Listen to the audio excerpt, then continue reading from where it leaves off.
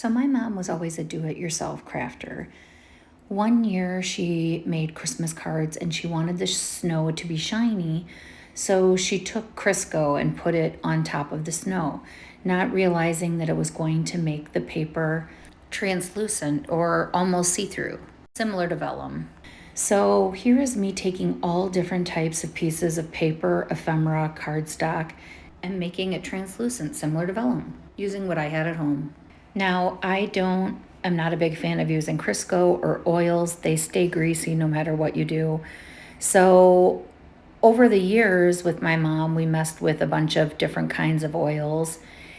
And I happen to have my Josie Marin argan oil that I use on my face. And I was putting it on my face and I'm like, this might work. So I went and I picked up obviously a much cheaper version of argan oil and used that.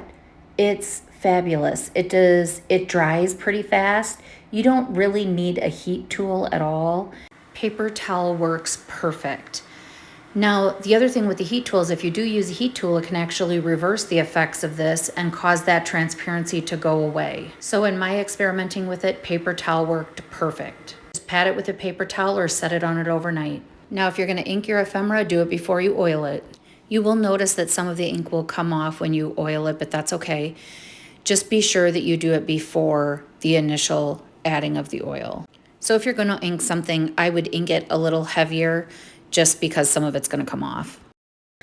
So all I did was put them on a paper towel and had the paper towel absorb the moisture, and within moments of doing that, it was completely dry that I could use it. So again, I have done this on heavy cardstock, regular cardstock. See, this is just using a paper towel and it was dry to touch. I used the heating tool on one item and it reversed the process. So I am not using a heat tool, I'm just using a paper towel.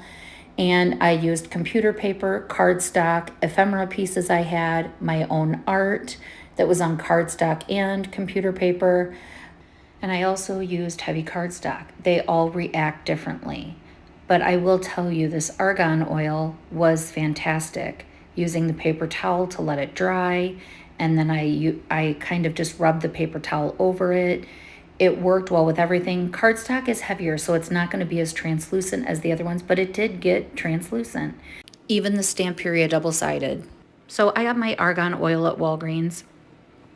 You can try other oils if you'd like. And thank you, Mom, so much for reminding me of this and having me try it. It was so much fun. So happy crafting, everyone. Have fun.